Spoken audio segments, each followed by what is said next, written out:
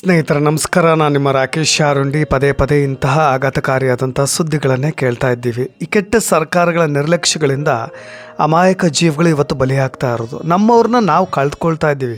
ಸ್ನೇಹಿತರೆ, ಬೆಚ್ಚಿ ಬೀಳಿಸುವಂತಿದೆ ಈ ಭೀಕರವಾದಂಥ ದೃಶ್ಯಗಳು. ಗಂಭೀರ ಮತ್ತು ಮುಜ್ಪುರ ಸೇತುವೆಯ ಒಂದು ಭಾಗವೇ ಕುಸಿದು ಹೋಗಿರೋದ್ರಿಂದ ಈಗಾಗಲೇ 8 ಜನರು ಮೃತಪಟ್ಟಿರೋದಾಗಿ ಮಾಹಿತಿಗಳು ಕೂಡ ಸದ್ಯ ಲಭ್ಯವಾಗ್ತಾ ಇರೋದು. ಸೇತುವೆಯ ಕೆಳಗೆ ತಮ್ಮವರ ಹುಡುಕಾಟಕ್ಕಾಗಿ ಆಕ್ರಂದನ ಕೂಡ ಮುಗಿಲು ಮುಟ್ಟಿದೆ.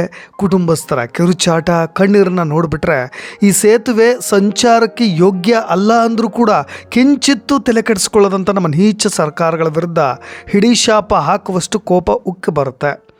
ಸ್ನೇಹಿತರೆ, ಈ ದುರಂತಕ್ಕೆ ಸಂಬಂಧಪಟ್ಟ ಹಾಗೆ ಒಂದಿಷ್ಟು ವಿವರಣೆಗಳನ್ನು ನೋಡ್ತಾ ಹೋಗೋಣ.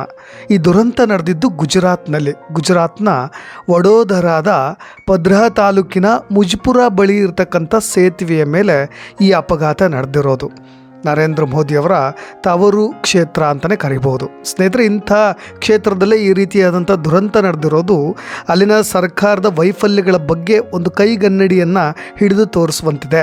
ಸ್ನೇಹಿತರೆ, ಸೇತುವೆಯ ಒಂದು ಭಾಗವೇ ಏಕಾಏಕಿಯಾಗಿ ಕುಸಿದು ಬಿದ್ದಿರೋ ದೃಶ್ಯಗಳೇ ಈ ಅಪಘಾತದ ಭೀಕರತೆಯನ್ನು ಅರ್ಥ ಮಾಡಿಸ್ತಾ ಇವೆ. ದುರದೃಷ್ಟವಶಾತ್ ಮುಂಜಾನೆ ಸರಿಯಾಗಿ ಇವತ್ತು ಮುಂಜಾನೆ ಬುಧವಾರ 7:45 ಸುಮಾರಿಗೆ ಆ ಸೇತುವೆಯ ಮೇಲೆ ಹೋಗ್ತಾ ಇರ್ತಕ್ಕಂಥ ಪ್ರಯಾಣಿಕರಿಗೆ ಇಂತಹದ್ದೊಂದು ಆಘಾತ ಮುಂದೆ ಕಾದಿದೆ ಅನ್ನೋದು ಕೂಡ ಗೊತ್ತಿರಲಿಕ್ಕೆ ಸಾಧ್ಯವೇ ಇಲ್ಲ. ನಿಮಗೆ ಈಗಾಗಲೇ ಈ ಸೇತುವೆ ತುಂಬ ಹಳೆಯ ಸೇತುವೆ ಅಂತಲೂ ಕೂಡ ಮಾತನಾಡಲಾಗ್ತಾ ಇದೆ. ಜೊತೆಗೆ ಅದರ ಶಿಥಿಲಾವಸ್ಥೆ, ಜೊತೆಗೆ ಅದರ ಒಂದು ಗುಣಮಟ್ಟದ ಬಗ್ಗೆಯೂ ಕೂಡ ಅನೇಕ ಆಕ್ರೋಶ ಕೂಡ ಕೇಳಿ ಬರ್ತಾ ಇದೆ. ಅದ್ರ ಬಗ್ಗೆಯೂ ಕೂಡ ಒಂದಿಷ್ಟು ವಿವರಣೆಗಳನ್ನು ಕೊಡ್ತಾ ಹೋಗ್ತೀನಿ. ಈ ಸೇತುವೆ ಗುಜರಾತ್ ಹಾಗೂ ಸೌರಾಷ್ಟ್ರಕ್ಕೆ ಸಂಪರ್ಕ ಕೊಂಡಿಯೂ ಕೂಡ ಆಗಿತ್ತಂತೆ.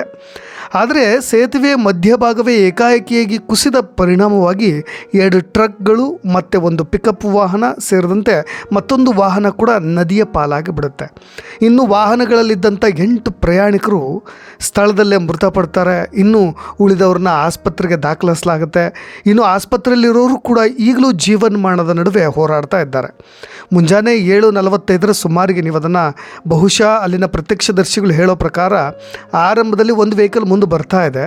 ಸಡನ್ನಾಗಿ ಸೇತುವೆ ಕುಸಿದ ಪರಿಣಾಮವಾಗಿ ಅದು ಕೂಡ ನೀರಿಗೆ ಬಿದ್ದು ಬಿಡುತ್ತೆ. ಹೆಚ್ಚಾಗಿ ನೀರಿನ ಹರಿವಿಲ್ಲದೆ ಇರೋದ್ರಿಂದ ಇನ್ನೂ ಸಾಕಷ್ಟು ಪ್ರಾಣಾಪಾಯ ಸಂಭವಿಸಿಲ್ಲ. ಇಲ್ಲದೇ ಇದ್ದಿದ್ರೆ ಇನ್ನೂ ನಮ್ಮವ್ರನ್ನ ಅನೇಕ ಜನರನ್ನ ನಾವು ಕಳೆದುಕೊಳ್ಬೇಕಾಗ್ತಾ ಇತ್ತು. ಸ್ನೇಹಿತರೆ, ಒಂದು ವಾಹನ ಬಿದ್ದ ನಂತರ ಹಿಂದೆ ಬರ್ತಾ ಇರೋರು ಕೂಡ ಅವರಿಗೂ ಕೂಡ ಕಂಟ್ರೋಲ್ ತೆಗೆದುಕೊಳ್ಳಿಕ್ಕೆ ಸಾಧ್ಯವಾಗಿಲ್ಲ. ಹಾಗಾಗಿ ಇನ್ನೊಂದು 2-3 ವಾಹನಗಳು ಕೂಡ ನೀರಿಗೆ ಬಿದ್ದಿರ್ತಕ್ಕಂಥದ್ದು. ಇನ್ನೊಂದು ದೊಡ್ಡ ಟ್ರಕ್ ನಿಮಗೆ ಅಲ್ಲೊಂದು ತುದಿ ಭಾಗದಲ್ಲಿ ಬಂದು ನಿಲ್ಲಿಸಿರ್ತಕ್ಕಂಥದ್ದು ಕೂಡ ಕಾಣಸಿಗ್ತಾ ಇದೆ. ಅದು ಚಾಲಕನ ಒಂದಿಷ್ಟು ಆ ಕ್ಷಣದಲ್ಲಿ ಆತ ತೋರಿದಂಥ ಒಂದು ಸ್ವಲ್ಪ ಧೈರ್ಯ, ಜೊತೆಗೆ ಆತ ಒಂದು ಒಳ್ಳೆ ಬುದ್ಧಿವಂತಿಕೆಯನ್ನು ತೋರಿ ಅಲ್ಲಿ ಬ್ರೇಕ್ ಹಾಕಿ ನಿಲ್ಲಿಸಿದ್ರಿಂದ ಆತ ಬದುಕುಳಿದಿದ್ದಾನೆ ಅಂತ ಹೇಳ್ಬೋದು. ಈ ದುರ್ಘಟನೆಯಲ್ಲಿ ಈಗ ಒಂದು 8 ಜನರು ಕೂಡ ಸಾವನ್ನಪ್ಪಿರೋದು, ಕನಿಷ್ಠ 10 ಜನರು ಗಾಯಗೊಂಡಿದ್ದಾರೆ. ಗಂಭೀರ ಸೇತುವೆಯನ್ನು ಮಹಿಸಾಗರ ನದಿಗೆ ಅಡ್ಡಲಾಗಿ ನಿರ್ಮಾಣ ಮಾಡಲಾಗಿತ್ತು. ಈ ಕುಸಿದ ಸೇತುವೆ ವಡೋದರ ನಗರದಿಂದ ಸುಮಾರು 25 ಕಿಲೋಮೀಟರ್ ದೂರದಲ್ಲಿತ್ತು. ಜೊತೆಗೆ ಇದು ಸೌರಾಷ್ಟ್ರಕ್ಕೆ ಹೋಗ್ತಕ್ಕಂಥ ಸಾರಿಗೆ ವಾಹನಗಳಿಗೆ ಪ್ರಮುಖ ರಸ್ತೆ ಮಾರ್ಗ ಅಂತಲೇ ಹೇಳ್ಬೋದು. ಈಗಾಗಲೇ ಈ ಘಟನೆಯಿಂದಾಗಿ ರಸ್ತೆ ಸಂಚಾರ ಕೂಡ ಅಸ್ತವ್ಯಸ್ತಗೊಂಡಿದೆ. ರಕ್ಷಣಾ ಕಾರ್ಯ ಭರದಿಂದ ಸಾಗ್ತಾ ಇದೆ.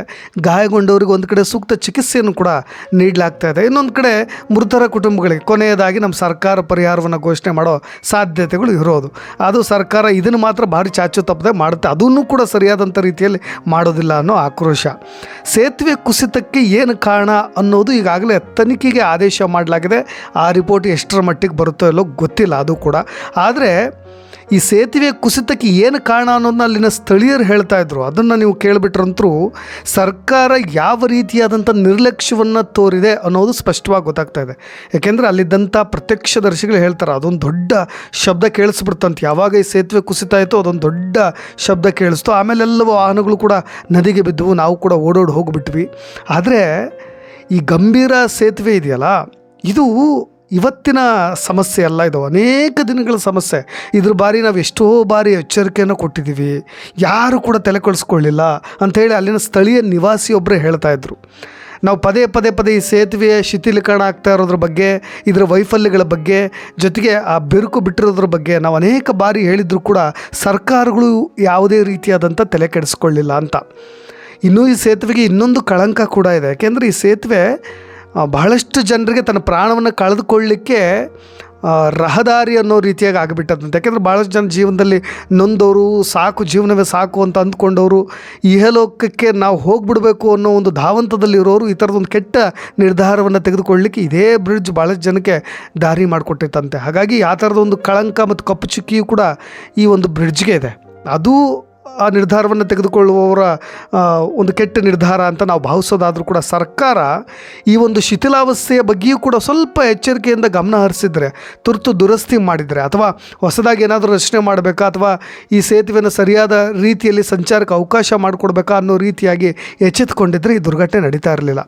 ಇನ್ನೂ ದುರಂತ ಅಂದರೆ ಈ ಸೇತುವೆ ಮೇಲೆ ಸಂಚಾರಕ್ಕೆ ಭಾಳ ಸರಿ ಅವಕಾಶವನ್ನು ಕೂಡ ನಿಷೇಧ ಮಾಡಲಾಗಿತ್ತಂತೆ. ಈ ಥರದ ಒಂದು ಸಮಸ್ಯೆ ಇದೆ ಅಂತೇಳಿ ಮತ್ತೆ ಅದನ್ನು ರಿಪೇರಿ ಮಾಡಿ, ದುರಸ್ತಿ ಮಾಡಿ, ಮತ್ತೆ ಸಂಚಾರಕ್ಕೂ ಕೂಡ ಅವಕಾಶ ಕೊಡಲಾಗಿತ್ತಂತಂದರೆ, ಈ ಸೇತುವೆಯನ್ನು ನಿರ್ಮಾಣ ಮಾಡಬೇಕಾದ್ರೆ ಇದ್ದಂಥ ಗುಣಮಟ್ಟ, ಇದನ್ನು ಮಾಡಿದಂಥವ್ರು ಕಾಮಗಾರಿ, ಅವೆಲ್ಲರೂ ಕೂಡ ದೊಡ್ಡ ಮಟ್ಟಿಗಿನ ವೈಫಲ್ಯವನ್ನು ನಾವಿಲ್ಲಿ ಕಾಣಸಿಗ್ತಾ ಇರೋದು. ಎಷ್ಟು ಬಾರಿ ದೂರು ಕೊಟ್ಟರು ಯಾರೂ ಕ್ರಮವನ್ನು ತೆಗೆದುಕೊಳ್ಳಿಲ್ಲಪ್ಪ ಅಂತ ಹೇಳಿ. ಯಾಕೆಂದರೆ ಭಾಳ ಜನ ಅಲ್ಲಿ ಬಿರುಕು ಬಿಟ್ಟಿದ್ದನ್ನು, ತುಕ್ಕು ಹಿಡಿದ ಕೀಲುಗಳನ್ನು ಜನರು ಈಗ ಈ ಘಟನೆ ನಡೆದ ಮೇಲೆ ತೋರಿಸಿ ಮಾತನಾಡ್ತಾಯಿದ್ರು ಮಾಧ್ಯಮಗಳಲ್ಲಿ. ಹಾಗಾಗಿ ಗೊತ್ತಾಗ್ತಾ ಇದೆ ಎಷ್ಟರ ಮಟ್ಟಿಗೆ ಇದು ಸೇಫ್ ಆಗಿತ್ತು ಅನ್ನೋದು ಗೊತ್ತಾಗ್ತಾ ಇದೆ. ಸದ್ಯ ಇನ್ನು ಮುಂದೆ ನಾನು ಹೇಳ್ತಾ ಇರೋದು ಇದೇ ಗಂಭೀರ ಸೇತುವೆ ಮಧ್ಯೆ ಗುಜರಾತ್ ಮತ್ತು ಸೌರಾಷ್ಟ್ರ ಮತ್ತು ಆನಂದ್, ವಡೋದರ, ಭರೂಚ್ ಮತ್ತು ಅಂಕಲೇಶ್ವರ ಜಿಲ್ಲೆಗಳಿಗೆ ಸಂಪರ್ಕ ಕೊಂಡಿಯಾಗಿತ್ತು. ಇದಾದ ನಂತರ ಈಗ ಒಂದು ಸ್ವಲ್ಪ ಸಂಚಾರ ತೀವ್ರತರವಾಗಿ ಅಸ್ತವ್ಯಸ್ತವಾಗುತ್ತೆ ಅನ್ನೋದನ್ನು ನಾವು ಗಮನ ಹರಿಸಬೇಕು. ಸ್ನೇಹಿತರೆ, ಇದೊಂದೇ ಅಲ್ಲ, ಇತ್ತೀಚೆಗೆ ನಡೆದಂಥ ಪುಣೆ ಘಟನೆಯೂ ಕೂಡ ಅದರ ಬಗ್ಗೆಯೂ ಕೂಡ ನಾವು ಮಾತನಾಡಬೇಕಾಗತ್ತೆ. ಕುಂದಲಮಲ ಪ್ರದೇಶದಲ್ಲಿ ಇಂದ್ರಯಾಣಿ ನದಿಗೆ ನಿರ್ಮಿಸಲಾಗಿದ್ದಂಥ ಸೇತುವೆ, ಭಾರಿ ಮಳೆ ಬರ್ತಾಯಿತ್ತು. 20ರಿಂದ 25 ಪ್ರವಾಸಿಗರು ನದಿಯಲ್ಲಿ ಕೊಚ್ಚಿ ಹೋಗಿಬಿಟ್ರು. 6 ಪ್ರವಾಸಿಗರನ್ನ ನಾವು ಕಳ್ಕೊಂಡಿವಿ. ಇನ್ನು ಅನೇಕರು ಮುಳುಗಿ ನಾಪತ್ತೆಯಾದರು. ಸ್ನೇಹಿತರೆ, ಆ ಒಂದು ಸೇತುವೆಯ ಬಗ್ಗೆಯೂ ಕೂಡ ಅಲ್ಲೂ ಕೂಡ ಅದು 4-5 ವರ್ಷಗಳ ಹಿಂದೆ ದುರಸ್ತಿ ಆಗಿತ್ತಂತೆ. ಆದರೂ ಕೂಡ ಸರಿಯಾದಂಥ ನಿರ್ವಹಣೆ ಮಾಡಿರಲಿಲ್ಲ, ಶಿಥಿಲಗೊಂಡಿತ್ತು. ಆ ಸೇತುವೆ ಮೇಲೆ ಕನಿಷ್ಠ ಪಕ್ಷ ಒಂದು ಯಾವುದೇ ವೆಹಿಕಲ್ಗಳನ್ನು ನಿಲ್ಲಿಸ್ಲಿಕ್ಕಿಲ್ಲ, ಓಡಾಡೋ ಹಾಗಿಲ್ಲ ಅಂತಲೂ ಕೂಡ ಹೇಳಲಾಗಿತ್ತು. ಆದರೂ ಕೂಡ ಅಲ್ಲಿ ಜನ ಅದೇ ಸೇತುವೆ ಮೇಲೆ, ಅದೇ ಕಬ್ಬಿಣದ ಸೇತುವೆ ಮೇಲೆ ಭಾಳಷ್ಟು ಜನ ವೆಹಿಕಲ್ಗಳನ್ನು ನಿಲ್ಲಿಸ್ತಾ ಇದ್ದರು. 100ಕ್ಕೂ ಹೆಚ್ಚು ಜನ ನಿಂತ್ಕೊಂಡು ಅಲ್ಲಿನ ಒಂದು ನದಿಯ ಸೌಂದರ್ಯವನ್ನು, ಇಂದ್ರಯಾಣಿ ನದಿಯ ಸೌಂದರ್ಯವನ್ನು ಸವಿಲಿಕ್ಕೆ ಅಂತ ಪ್ರವಾಸಿಗರು ಬಂದಿದ್ದರು. ಆ ದುರಂತವೂ ಕೂಡ ಇನ್ನೂ ನಾವು ಮಾಸುವ ಹಾಗಿಲ್ಲ. ಯಾಕೆಂದರೆ ಆ ಥರದೊಂದು ಕೆಟ್ಟ ಸುದ್ದಿಯನ್ನು ನಾವು ಕೂಡ ಕೇಳಿದ್ವಿ. ಒಟ್ಟಾರೆಯಾಗಿ ನಮ್ಮ ಸರ್ಕಾರಗಳು ಈ ಥರದ ಪದೇ ಈ ಥರದ ಘಟನೆಗಳು ನಡೀತಾ ಇದ್ದರೂ ಕೂಡ ಯಾವುದೋ ಒಂದು ಕಮಿಟಿ ಅಂತ ಮಾಡಿಯೋ ಇಡೀ ಭಾರತದಾದ್ಯಂತ ಇರತಕ್ಕಂಥ ಸೇತುವೆಗಳ ಸಾಮರ್ಥ್ಯದ ಬಗ್ಗೆ, ಅದರ ಗುಣಮಟ್ಟದ ಬಗ್ಗೆ, ಅವು ತಡೆದುಕೊಳ್ತಕ್ಕಂಥ ದಕ್ಷತೆಯ ಬಗ್ಗೆ ಒಂದು ತನಿಖೆಯನ್ನು ಮಾಡಿ, ಒಂದು ರಿಪೋರ್ಟ್ ಮಾಡಿ, ಅದರ ಎಚ್ಚೆತ್ತುಕೊಂಡು ಅವುಗಳ ನಿರ್ವಹಣೆ ಮಾಡೋದು, ಅಥವಾ ಈ ಶಿಥಿಲಾವಸ್ಥೆಗೆ ಬಂದಂಥ ಮಾರ್ಗಗಳಲ್ಲಿ ಸಂಚಾರವನ್ನೇ ರದ್ದು ಮಾಡೋದು, ಇವೆಲ್ಲವನ್ನು ಕೂಡ ಮಾಡ್ಬೋದು. ಆದರೆ ಸರ್ಕಾರಗಳು ಯಾಕೆ ಈ ನಿಟ್ಟಿನಲ್ಲಿ ಎಚ್ಚೆತ್ತುಕೊಳ್ಳದೆ ಭಾಳಷ್ಟು ಲೇಸಿಯಾಗಿ ಬಿಹೇವ್ ಮಾಡ್ತಾವೋ ಗೊತ್ತಾಗ್ತಾ ಇಲ್ಲ. ಸ್ನೇಹಿತರೆ, ಈ ಘಟನೆಗೆ ಸಂಬಂಧಪಟ್ಟಾಗ ಏನಾದರೂ ಅಪ್ಡೇಟ್ಸ್ ಇದ್ದರೆ ಮತ್ತೊಮ್ಮೆ ಅದೇ ಸುದ್ದಿಯೊಂದಿಗೆ ಬರ್ತೀನಿ. ಇನ್ನಷ್ಟು ಅಪ್ಡೇಟ್ಸ್ಗಳೊಂದಿಗೆ ನಾನು ರಾಕೇಶ್ ಶಾರುಂಡಿ. ಧನ್ಯವಾದ.